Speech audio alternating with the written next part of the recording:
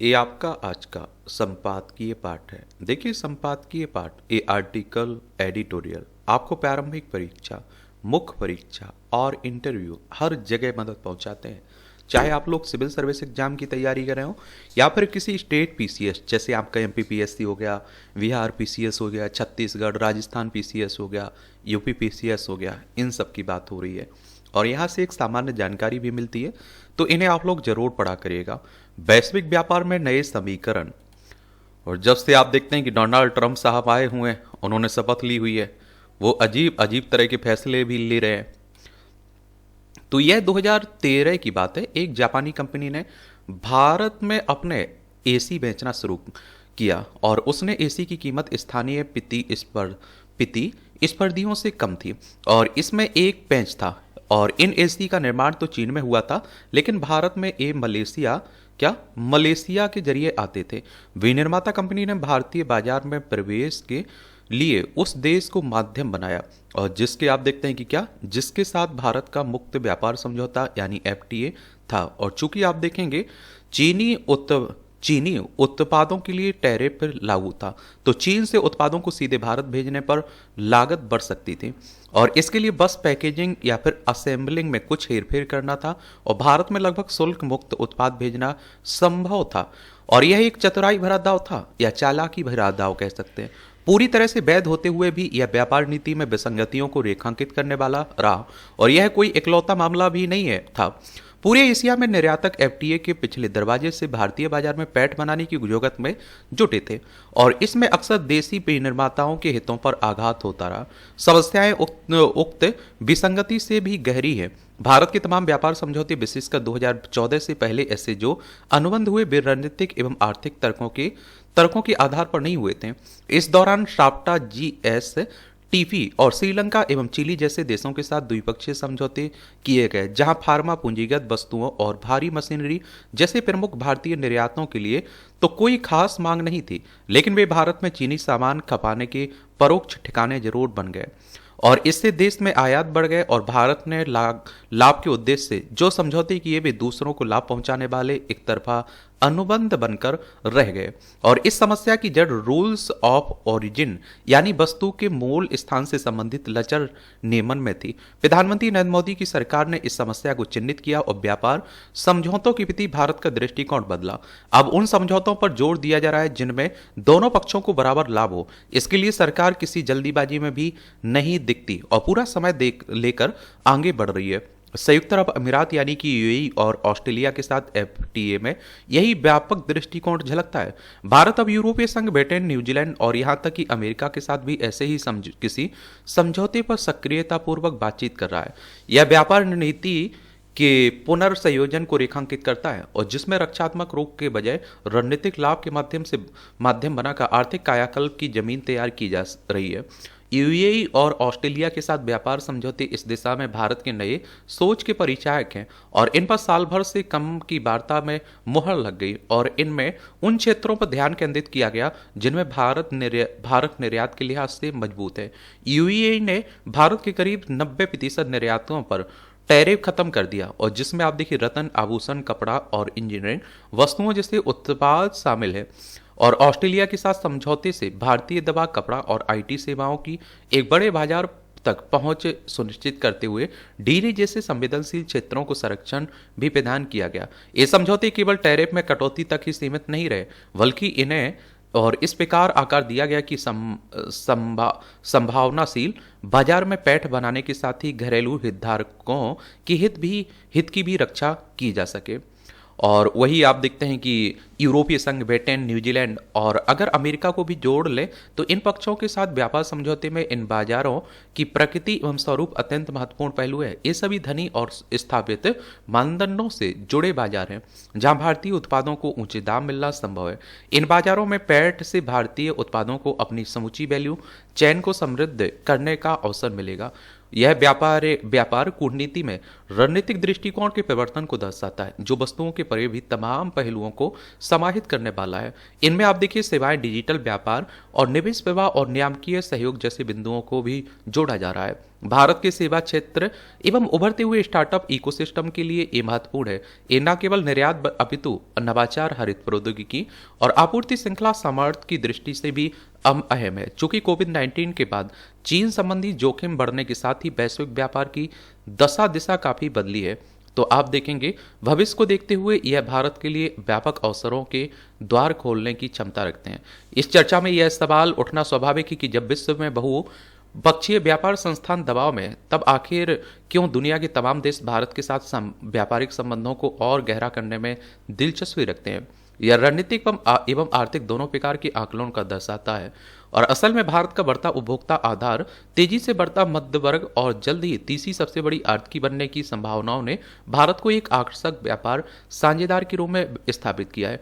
और साथ ही आप देखेंगे कि साथ वैश्विक कंपनियां आपूर्ति श्रृंखला निर्भरता के भी नए सिरे के आकलन में जुटी हैं। इस परिदृश्य में प्रतिस्पर्धी श्रम लागतों, औद्योगिक नीति सुधारों, डिजिटल इंफ्रास्ट्रक्चर के दम पर भारत एक भरोसेमंद वैकल्पिक विनिर्माता के रूप में उभर रहा है।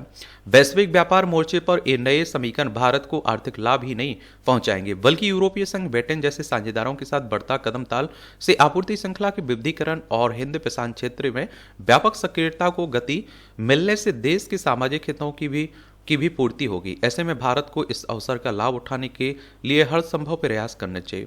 और इस दिशा में आर्थिक सुधारों सहित भारत सरकार की सिर्फ कोशिश अब कुछ रंग लाती दिख रही है। लेखक, लोक नीति विश्लेषक हैं, इनका नाम आप देखेंगे क्या है, इनका नाम है आप देखें आदित्य सिन्हा। इनके द्वारा ये आर्टिकल लिखा गया है। और आप सभी जानते हैं कि भारत जनसंख्या के मामले में टॉप पर पहुंच चुका है। तो आप समझ सकते हैं कि एक भारत, आप सोचिए, बड़ा बाजार भी है, तो दुनिया भर की निगाहें भारत पर है। फिर उथल पुथल के दौर में नेपाल, हमारा पड़ोसी है नेपाल। ये आप देखिए लद्दाख जो आप देख रहे हैं, ये है नेपाल। उत्तराखंड, उत्तर प्रदेश, बिहार, सिक्किम और पश्चिम बंगाल, 5 राज्यों से सीमा लगती है हमारी नेपाल की। ठीक है। तो महीनों देश भ्रमण के बाद गत दिनों जब नेपाल नरेश ज्ञानेंद्र शाह त्रिभुवन एयरपोर्ट पर पहुंचे, तो वहां बड़ी संख्या में नेपाल वासियों ने उनका स्वागत किया और राजशाही की वापसी के नारे लगाए। और इससे माहौल गंभीर एवं रोमांचित हो उठा। लगभग 3 किलोमीटर लंबे जुलूस के साथ ज्ञानेंद्र अपनी निजी आवास निर्मल निवास पहुंचे। प्रधानमंत्री केपी ओली के विरुद्ध उनके समर्थक जमकर नारेबाजी कर रहे थे। कुछ दिन पूर्व ही ओली ने ज्ञानेंद्र को सीधे चुनाव लड़ने की चुनौती दी थी।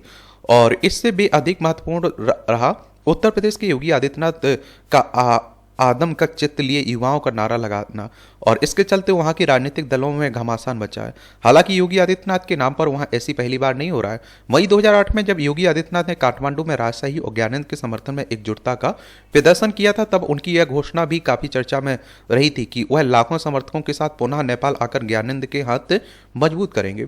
ओली समर्थक इसे नेपाल के आंतरिक मामलों में विदेशी दखल मानकर निंदा में जुटे हैं। वहां राष्ट्रीय प्रजातंत्र पार्टी आरपीपी इसे अनावश्यक बताकर योगी पोस्टर से पल्ला झाड़ती दिख रही है। आरपीपी के नेपाली संसद में 14 सदस्य हैं। पिछला चुनाव ओली की पार्टी एमाले ने आरपीपी के साथ लड़ा था। और यह सत्य है कि राज परिवार और गोरखपुर के गोरखनाथ मठ के बीच बहुत गहरे और सदियों पुराने संबंध हैं, और जिसके प्रमुख योगी आदित्यनाथ है। माना जाता है कि शाह राजवंश को गुरु गोरखनाथ का आशीर्वाद प्राप्त था। गोरखनाथ शाह राजवंश के प्रमुख देवता हैं, और जब नेपाल में राजशाही थी तब भी वह नेपाल के प्रमुख देवता थे। गोरखनाथ मठ प्रमुख लंबे समय से नेपाल के मठों और मंदिरों में जाते रहे हैं। ज्ञानेंद्र ने पिछले महीने लखनऊ और गोरखपुर में योगी आदित्यनाथ से मुलाकात की थी। यद्यपि ज्ञानेंद्र के एक सहयोगी ने इसका खंडन किया कि इन मुलाकातों को राजनीति से जुड़कर देखना चाहिए। राजनीतिक पदों पर होना और धार्मिक मठ की अध्यक्षता करना अलग अलग बातें हैं।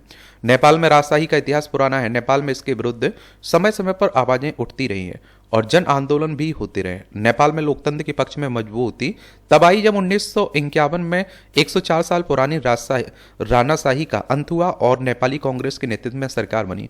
1955 में महाराजा त्रिभुवन की मृत्यु के बाद राजा ज्ञान महेंद्र का राजतिलक हुआ और 1959 में संविधान लागू किया गया था।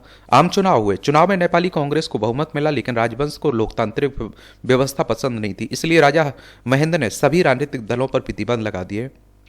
संसद एवं संविधान भंग कर दिए गए और दलविहीन पंचायती प्रणाली शुरू की गई। लंबे समय तक ऐसी उठापटक से जूझते हुए नेपाल 2008 में आखिर आखिर राजशाही की आधिकारिक तौर पर समाप्ति हुई। नेपाली कांग्रेस से आगे बढ़कर माओवादी संगठन सक्रिय होकर अग्रणी भूमिका में आ गए और नेपाली कांग्रेस कई गुटों में बंटकर बिखर गई और 2008 के आम चुनाव के बाद माओवादी नेता पुष्पकमल दहल प्रचंड नेपाल के पहले प्रधानमंत्री बने। क्या बने? पीएम, प्राइम मिनिस्टर बने। और प्रचंड प्रधानमंत्री बनते ही कई गलत निर्णयों के शिकार हो गए। पहली गलती उन्होंने बीपी कोइराला को राष्ट्रपति न बनाकर की। मिलीजुली सरकार में वह सबसे अनुभवी राजनेता थे। उसके बाद उन्होंने सेना प्रमुख को पहले ही दिन बर्खास्त कर दिया। सिविल सोसाइटी को यह अच्छा नहीं लगा। परंपरा रही कि नेपाल में सत्ता परिवर्तन के बाद राष्ट्र प्रमुख का पहला दौरा भारत का होता रहा।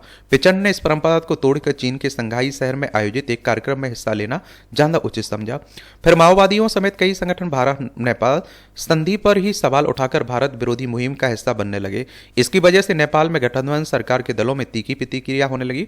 प्रचंड को अपने कार्यकाल के मध्य में ही इस्तीफा देना पड़ा। उनके उत्तराधिकारी बाबूराम भट्टाराई भी अधिक समय तक पदासीन नहीं रहे। नेपाल में राजनीतिक अवसरवादिता और वैचारिक भटकाव अंतहीन है। बीते 17 वर्षों में वहां 13 प्रधानमंत्री बने हैं। हर बार अलग एवं भिन्न दलों के साथ नए नेता के नेतृत्व में सरकार के गठन ने लोकतंत्र समर्थक पार्टियों को बेनकाब कर दिया। सुचिता, सादगी, पारदर्शिता पुरानी बातें हो गई। आज जनता की कुंठा और निराशा स्पष्ट नजर आने लगी है। नेपाल में लोकतंत्र बहाली को लेकर जनता को जो सपने दिखाए गए विलुप्त होते गए हैं। अब राजशाही के तौर तरीकों को ही आदर्श मानकर एक नव धनन्य संस्कृति पनपने लगी है। इसी कारण 17 वर्ष बाद ही राजतंत्र की बहाली को लेकर जगह जगह भीड़ जमा होने लगी है। नेपाल एक आर्थिक संकट के दौर से ही गुजर रहा है। विश्व बैंक के अनुसार नेपाल में बाहर से आने वाले पैसे में 14% की गिरावट आई है। 2015 के विनाशकारी भूकंप ने भी नेपाल में आम लोगों के घर बार तबाह किए, इंफ्रास्ट्रक्चर को बहुत नुकसान पहुंचा है। इन सब के चलते आने वाले दिनों में वहां लोकशाही और राजशाही के बीच मुकाबला देखने को मिले तो आश्चर्य नहीं होगा। लेखक पूर्व सांसद हैं, इनका नाम है केसी त्यागी। इनके द्वारा ये आर्टिकल लिखा गया है। ये चाइना है आपका पड़ोसी। देखिए, लद्दाख, हिमाचल प्रदेश, उत्तराखंड, सिक्किम, अरुणाचल प्रदेश, 5 राज्यों की सीमा हमारी चाइना से भी लगती है। ये ऊर्जा, अभ्यास और वैराग्य, अच्छा कॉलम लिखा जाता है। मनुष्य का जीवन उद्देश्यपूर्ण है और उसके कुछ लक्ष्य हैं और इनकी प्रगति के लिए मनुष्य निरंतर प्रयास करता है। सफलता या असफलता लक्ष्य प्राप्ति के लिए की जाने वाली साधना का प्रतिफल होता है और इस दृष्टि से साधक लक्ष्य की ओर निरंतर चलता है और उसकी राह में अनेक बाधाएं आती हैं। इन बाधाओं को पार करने के लिए 2 तत्व, अभ्यास और वैराग्य, अत्यंत आवश्यक हैं। जैसे आकाश में उड़ने वाले पक्षी को पढ़ने के लिए 2 अंकों की आवश्यकता होती है, ठीक उसी प्रकार लक्ष्य की ओर गति के लिए साधक को अभ्यास और वैराग्य रूपी 2 पगों की आवश्यकता होती है। दोनों के समन्वय और परस्पर सहयोग से ही साधक सिद्धि की ओर उन्मुख हो सकता है और इस राह में मन की चंचलता उसे भटका सकती है। गीता में श्री कृष्ण अर्जुन से कहते हैं कि मन निसंदेह चंचल है, किंतु अभ्यास और वैराग्य से उसको बस में किया जा सकता है और वस्तुतः चित्त की प्रवृत्तियों को रोकने और उसे एकाग्र करने की कोशिश ही अभ्यास है। और आप देखिए, अभ्यास के माध्यम से असमर्थ व्यक्ति भी समर्थ बन जाता है, उसमें दृढ़ता आती है। अभ्यास से प्राप्त सामर्थ्य को यदि वैराग्य का साथ ना मिले तो एक बार व्यक्ति के पुनः रागात्मकता में पड़कर लक्ष्य से भटकने की आशंका बनी रहती है और इससे बचने के लिए व्यक्ति का राग रहित होना आवश्यक है। अभ्यास और वैराग्य का समन्वय ही मनुष्य को उसके लक्ष्य तक पहुंचाने का तरीका है। वही वैराग्य झूठे मूल्यों, असत्य और हठ धर्मिता की दुष्प्रभावों का परित्याग है। यही व्यक्ति में वास्तविकता की प्रकृति और अंतर्दृष्टि का विकास करता है। यदि कोई विद्यार्थी परीक्षा में सर्वोच्च उपलब्धि प्राप्त करना चाहता है तो उस विषय का निरंतर अभ्यास और मन को भटकाने वाली चीजों से वैराग्य करना ही होगा। इस प्रकार अभ्यास और वैराग्य मनुष्य को निम्न स्तर से उच्च स्तर की ओर आरोहण प्रदान करता है। अब आप देख लीजिए, अगर आपको परीक्षा में सफल होना है, आपको अपने एग्जाम में सफल होना है तो अभ्यास और आपको अपना मन लगाना पड़ेगा भाई। भटकना नहीं चाहिए आपका मन।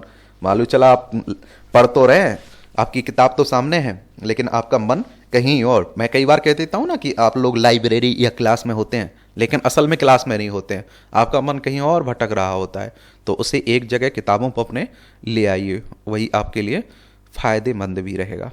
रहेगा कि नहीं रहेगा? बिल्कुल रहेगा भाई। ये बांग्लादेश से रिश्ते, ये आप देखिए हमारा पड़ोसी है। पश्चिम बंगाल, असम, मेघालय, त्रिपुरा, मिजोरम, 5 राज्यों की सीमा लगती है। 1971 तक पाकिस्तान का हिस्सा हुआ करता था।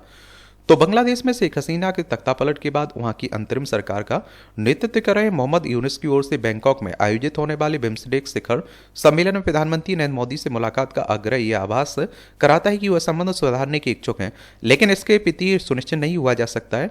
इसलिए नहीं हुआ जा सकता है क्योंकि बांग्लादेश में भारत विरोधी वातावरण तैयार किया जा रहा है और आप देखेंगे कि वहाँ हिंदुओं अन्य अल्पसंख्यकों पर हमले की घटनाओं पर भारत की तमाम चिंताओं के बावजूद गंभीरता नहीं दिखाई जा रही है। एक अन्य चिंताजनक तथ्य है कि कट्टरपंथी एवं जिहादी ताकतों को सहयोग, समर्थन और संरक्षण दिया जा रहा है। और आप देखिए अंतरिम सरकार के प्रमुख के रूप में यूनुस ने कई कट्टरपंथी संगठनों से प्रतिबंध हटा दिया, आतंकी गतिविधियों के लिए आरोपित नेताओं को जेल से रिहा भी कर दिया है। और भारत इसकी भी अनदेखी नहीं कर सकता है कि बांग्लादेश में पाकिस्तान का प्रभाव बढ़ता दिख रहा है। क्या बढ़ता दिख रहा है? बिम्स्टेक, चलिए इसके बारे में भी जान लीजिए, इससे भी क्वेश्चंस पूछ लेता है। समझ रहे हैं आप लोग कि नहीं समझ रहे? इसकी स्थापना कब हुई थी? इसका हेडक्वार्टर कहाँ देखने को मिलेगा? मैं बात कर रहा हूँ bay of Bengal initiative for multi sectoral, ये आप देखिए technical and economic cooperation, Dhaka Bangladesh में इसका सेक्रेटरीट देखने को मिल जाएगा। और मेंबर की बात करें तो आप ऑफिशियल इंग्लिश से इसकी भाषा है। Bangladesh, Bhutan, Myanmar, India, Nepal, Sri Lanka, Thailand इसका मेंबर देखने को मिलेगा। 6 जून 1997 में इसकी स्थापना हुई थी। ठीक है, ये भी आप लोग याद रखिएगा।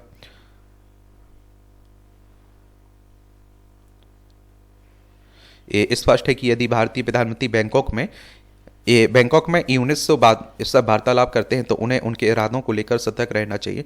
यूनुस नोबेल पुरस्कार से सम्मानित अवश्य है, लेकिन अंतरिम सरकार के प्रमुख के तौर पर उनका कार्य व्यवहार चिंतित करने वाला है। वह यथाशीघ्र चुनाव कराने में रुचि दिखाने की वजह ऐसे एजेंडे अपने हाथ में ले रहे हैं जिसमें लंबे समय तक सत्ता में बना रहा जाए। और अब तो बांग्लादेश की सेना भी उनके रवैये को लेकर सशंकित दिख रही है।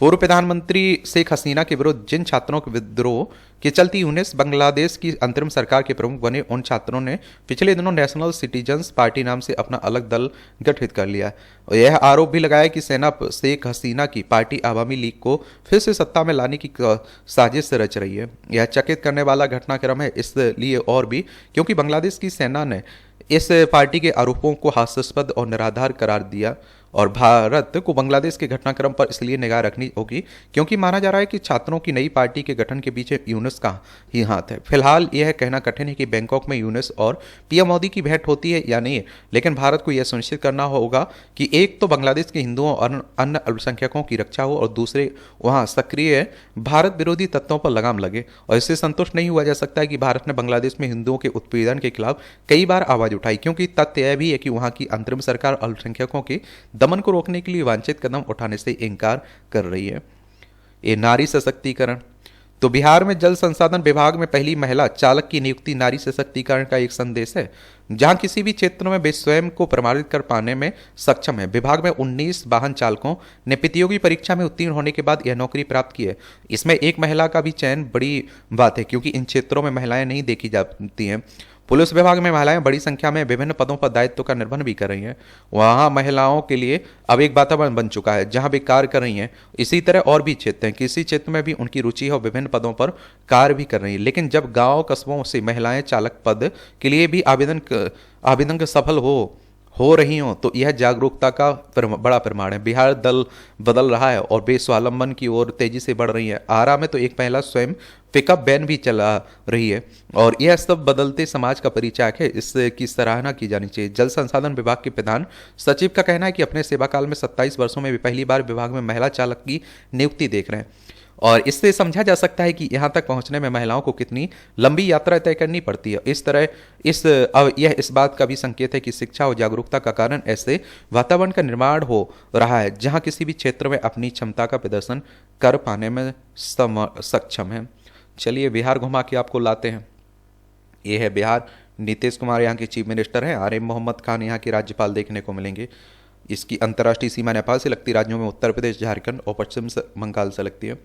विधानसभा में 243 सीटें हैं। विधान परिषद भी है जिसमें 75 सीटें हैं। राज्यसभा में 16 सीटें हैं। लोकसभा में 40 सीटें हैं। 98,940 वर्ग किलोमीटर में फैला हुआ है आपका बिहार। अल्ट्रा प्रोसेस्ड खाद्य पदार्थों के खतरे, तेजी से बढ़ते शहरीकरण, आर्थिक विकास और सुविधा की चाह ने अल्ट्रा प्रोसेस्ड फूड्स यानी कि अति संसाधित डिब्बाबंद भोजन की मांग को बढ़ा दिया है। एक खाद्य पदार्थ कृत्रिम रंग, स्वाद, चीनी, नमक और वसा से भरपूर होते हैं। इनके बढ़ते उपभोग ने मोटापा, मधुमेह जैसे बीमारियों की दरों में खतरनाक वृद्धि को जन्म दिया है। यूरो यूरोमा यूरोमानीटर मॉनिटर इंटरनेशनल के मुताबिक 2011 से 2021 के बीच भारत में अल्ट्रा प्रोसेस्ड फूड की बिक्री में सालाना 13.3% की बढ़ोतरी हुई। यह बढ़ोतरी सिर्फ शहरी इलाकों तक ही सीमित नहीं है, बल्कि ग्रामीण इलाकों में भी इन उत्पादों की पहुंच बढ़ी है। इसके पीछे आक्रामक विज्ञापन रणनीति, किफायती कीमतों और आसान उपलब्धता जैसे कारक हैं, लेकिन लोगों को इस सुविधा की कीमत अपनी सेहत से चुकानी पड़ रही है। एक और आपको बात बता दूं, देखिए अभी हमारे प्रधानमंत्री साहब ने भी तो उल्लेख किया ना मोटापा को लेकर, जागरूकता फैलाने को लेकर। मोटापा कई बीमारियों का आप देखिए जड़ है। और मोटापा कहाँ से हो रहा है? ये आजकल हम लोग जो उल्टा सीधा खाना खा रहे हैं ना, यही तो देखने को मिल रहा है। राष्ट्रीय परिवार स्वास्थ्य सर्वेक्षण 5 के आंकड़े भारत में मोटापे और मधुमेह की बढ़ती समस्या को स्पष्ट करते हैं। और इसके अनुसार वयस्क महिलाओं में मोटापे की दर 26.6%, राष्ट्रीय परिवार स्वास्थ्य सर्वेक्षण 4 2015-16 से बढ़कर 24% हो गई, जबकि पुरुषों में यह 18.9% से बढ़कर 22.9% हो गई। बच्चों में यह समस्या बढ़ रही है, जहां 5 साल से कम उम्र के बच्चों में मोटापे की दर 2.1% से बढ़कर 3.4% हो गई। मधुमेह के मामलों में भी स्थिति चिंताजनक है। अंतर्राष्ट्रीय मधुमेह संघ के 2021 के डायबिटीज एटलस के अनुसार भारत में 10.1 करोड़ लोग मधुमेह से पीड़ित हैं। यह संख्या 2045 तक 15.5 करोड़ तक पहुंचने का अनुमान है। अति संसाधित भोजन के विज्ञापन अक्सर भावनात्मक अपील और आप देखेंगे क्या अपील सेलिब्रिटी समर्थन का उपयोग करते हैं, जिससे उपभोक्ता इन उत्पादों को सही मान लेते हैं। भारत में अति संसाधित भोजन को नियंत्रित करने के लिए अभी तक प्रभावी नीतियां लागू नहीं हुई हैं, और कई देश जैसे मेक्सिको, चिली ने अति संसाधित भोजन पर कर लगाया और चेतावनी लेवल लागू किया है। लेकिन भारत में ऐसे कदम प्रारंभिक चरण में है। Food safety and standard authority of India ने 2021 में ट्रैफिक लाइट लेवलिंग सिस्टम का प्रस्ताव दिया था, लेकिन इसे अभी तक लागू नहीं किया गया और आप देखेंगे कि इसके बजाय भारतीय पोषण रेटिंग सिस्टम को अपनाया गया, जो सितारा रेटिंग देता है। हालांकि यह सिस्टम कई बार भ्रामक हो सकता है। उदाहरण के लिए उच्च चीनी वाले शीतल पेय को 2 सितारे या उच्च नमक वाले कॉर्नफ्लेक्स को 3 सितारे मिल सकते हैं, और जिससे आप देखिए उपभोक्ता गलत फहमी में पड़ जाते हैं। लिहाजा इन समस्या से निपटने के लिए तत्काल और व्यापक कदम उठाने की जरूरत है। बाकी आप लोग क्या सोचते हैं, अपनी राय आप लोग बताया करिएगा। आंसर राइटिंग में इन जो इस तरह के आप देखते हैं कि आंकड़े रहते हैं ना, इनका भी उल्लेख कर दिया करिएगा। ये टिप्पणियां रहती हैं, इन्हें पढ़ना हो तो आप लोगों को एजुकेशन सर्कल प्लेटफॉर्म है ना जो टेलीग्राम पर, वहां PDF डाल दी जाती है, तो वहां से जाकर आप लोग डाउनलोड कर लिया करिएगा, अपने पास रख सकते हैं उसे। MSP कानून किसानों के लिए मिनिमम सपोर्ट प्राइस की बात होती रहती है ना, महंगाई दर पर भी रखनी होगी नजर। ये आप देखेंगे पिछले दिनों पंजाब के संभू एवं खनौरी इलाके से किसानों को हटाए जाने से किसान आंदोलन एक बार फिर से सुर्खियों में। इस आंदोलन में देश के 23 कृषि उत्पादों में लागू MSP पर कानून बनाने की मांग से देश के किसान व इस प्रस्तावित कानून के दायरे में आने वाले गल्ला मंडी के व्यापारियों, कृषि उत्पादों के उद्यमियों के बीच दूरियां बढ़ेंगी और जिससे किसानों को भी आर्थिक नुकसान होगा। यहाँ यह जानना आवश्यक है कि देश में 23 प्रमुख कृषि उत्पादों पर भारत सरकार प्रत्येक वर्ष लगभग 5 से 10% तक न्यूनतम समर्थन मूल्य में वृद्धि करती है, और इसमें से प्रमुख गेहूं, धान, बसरी अन्न, मोटा अनाज की भारत सरकार अपनी व प्रदेश सरकार की एजेंसियों के माध्यम से खरीद करती है। वह केंद्रीय एजेंसी नेफेड आदि के माध्यम से दलहन तिलहन की भी खरीद करती है, जिससे सार्वजनिक वितरण प्रणाली PDS के माध्यम से देश में 80 करोड़ से अधिक लोगों को मुफ्त राशन दिया जाता है और बचे अनाज को बफर स्टॉक के रूप में रखा जाता है। देश में जून 2020 में 3 नए कृषि कानूनों के अध्यादेश के माध्यम से लागू होने के बाद MSP व्यवस्था समाप्त होने की आशंका से पंजाब व हरियाणा के किसान संगठनों ने इसे वापस लेने सहित MSP पर कानून बनाने की मांग को लेकर दिल्ली कूच करके आंदोलन शुरू किया। दिसंबर 2021 में संसद के दोनों सदनों में इन कानूनों को वापस लेने की घोषणा हो गई व MSP व्यवस्था पूर्ववत लागू रही। साथ ही MSP पर कानून बनाने पर निर्णय लेने के लिए एक कमेटी भी बना दी गई, जो इस मामले में आज तक कोई निर्णय नहीं ले पाई और इस समिति की अगली बैठक मई में होने की संभावना है। दुरुपयोग की आशंका, यह एक सच्चाई है कि कोई भी कानून बनता है तो उसकी कोई धारा धारा भी होती है और उस कानून का अनुपालन नहीं करने पर मुकदमा भी होता है। एमएसपी पर कानून बनने पर उसके दायरे में किसानों से खरीद करने वाली मंडियों के व्यापारी और दाल चावल आटा व तेल मिल चलाने वाले उद्यमी आएंगे, जिससे निश्चित रूप से कृषि उत्पादों का व्यापार भी दुष्प्रभावित होगा और सरकार, किसान एवं कृषि उत्पादों के व्यापारी उद्यमी कोर्ट के चक्कर लगाते हुए दिखाई देंगे। देश में आप देखते हैं, देश में 1955 में अकाल के समय लाई गई आवश्यक वस्तु अधिनियम की एक धारा की तरह एमएसपी पर बने कानून का भी व्यापारियों व उद्यमियों पर दुरुपयोग किए जाने की आशंका बनी रहेगी। कृषि उत्पादों का व्यापार दुष्प्रभावित। भारत सरकार प्रत्येक वर्ष एमएसपी पर देश में कृषि उत्पादों के कुल उत्पादन का लगभग 7% सरकारी खरीद करती है। इतना ही नहीं, 23 कृषि उत्पादों को एमएसपी के माध्यम से खरीदा जाता है। और आप देखिए, जिससे देश में महंगाई निरंतर बढ़ती है। यदि एमएसपी पर कानून बन गया तो कृषि उत्पादों के व्यापारी उद्यमी भी निर्धारित एमएसपी पर खरीद करने के लिए बाध्य होंगे और इससे निश्चित रूप से महंगाई बढ़ेगी। हालांकि व्यापारियों उद्यमियों द्वारा मौसम की मार से प्रभावित हल्की गुणवत्ता की कृषि उत्पाद की खरीद न होने व विशेष रूप से बहुत बड़ी मात्रा में आयातित होने वाली दलहन के अंतर्राष्ट्रीय बाजार में कीमतें कम होने पर देश की मंडियों में एमएसपी के नीचे दलहन की खरीद नहीं हो पाएगी और इससे किसानों को भारी आर्थिक नुकसान होने की आशंका कायम रहेगी। इस कारण कृषि उत्पादों का व्यापार व उद्योग भी दुष्प्रभावित होगा। और देखिए, किसान ये कहते हैं कि भैया आप एमएसपी तो तय कर देते हैं, लेकिन हमारी एमएसपी पर फसल बिकती कहाँ है? हम सरकारी दामों, सरकारी जो दुकानें हैं वहाँ तक नहीं पहुँच पाते हैं। उसको भी बहुत सारी समस्याएं हैं, परिवहन को लेकर, एक तो पैसा तोलवाई को लेकर कि लंबे समय तक हमें लाइन में लगना पड़ता है और जो बिचौलिए हैं वो हमें लूट ले जाते हैं, कम में लेते हैं हमारी फसल। देश की अर्थव्यवस्था पर असर। एमएसपी के इस प्रस्तावित कानून से किसानों द्वारा कानूनी कार्रवाई करने पर मुकदमे से कोर्ट का अतिरिक्त बोझ भी बढ़ेगा। यह देश के कृषि उत्पादों से जुड़े व्यापारियों एवं संबंधित उद्योगों के हित में उचित नहीं होगा और वहीं यह छोटे किसानों के हित में भी नहीं होगा, क्योंकि बड़ा किसान तो मुकदमा लड़ लेगा लेकिन छोटा किसान नहीं लड़ पाएगा। और आप देखेंगे क्या